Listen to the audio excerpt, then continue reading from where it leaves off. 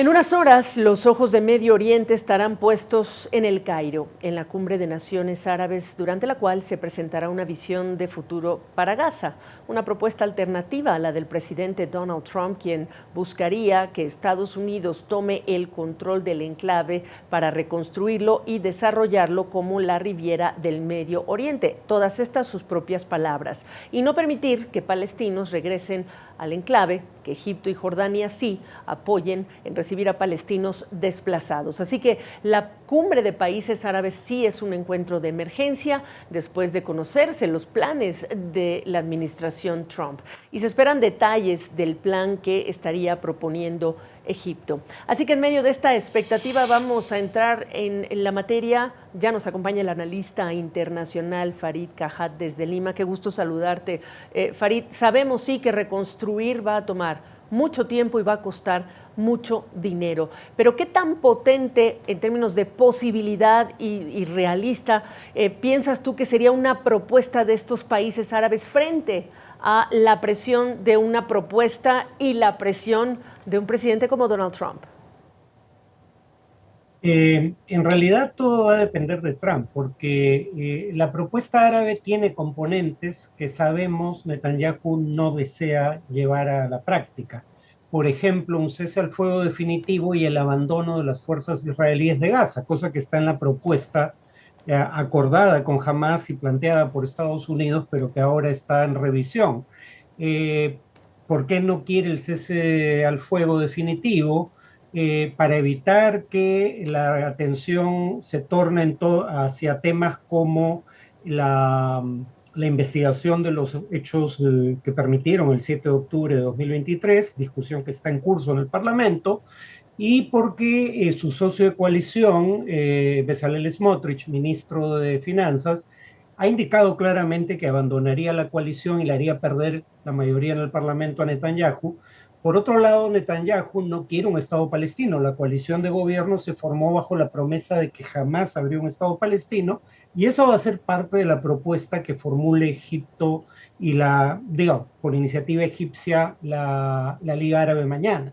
Entonces, no veo que sea muy probable que tenga éxito, honestamente.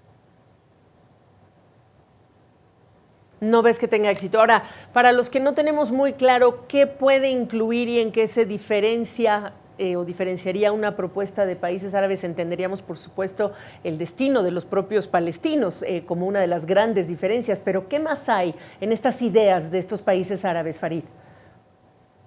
Bueno, lo primero que habría que decir es que el desplazamiento forzado de toda una población de su lugar de residencia es un crimen de guerra, que eso es lo que ha planteado Trump, para decirlo con claridad.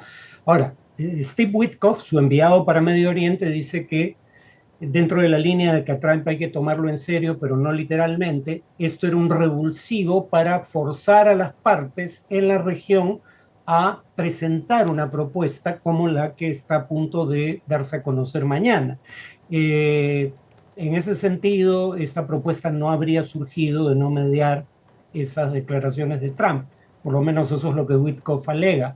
La propuesta es Exacto. básicamente completar la tercera fase del acuerdo al que se ha llegado ya entre Israel y Hamás por interposición de Estados Unidos. La fase que tiene que ver con quién gobierna Gaza, obviamente no sería Hamás, sería algún tipo de gobierno palestino formado por técnicos, pero habría una presencia militar de los países árabes. ¿Cómo conviviría eso con las milicias de Hamás? No queda claro. Habría un fondo de reconstrucción que no solo provendría de los países árabes, sino también de la Liga de Estados Islámicos o la Conferencia de Estados Islámicos y de otros países del mundo, pero finalmente la idea es que la reconstrucción sería la primera fase de un proceso que conduciría a la creación de un Estado palestino. Esa es la parte que no veo particularmente promisoria. Por supuesto, y es la parte central.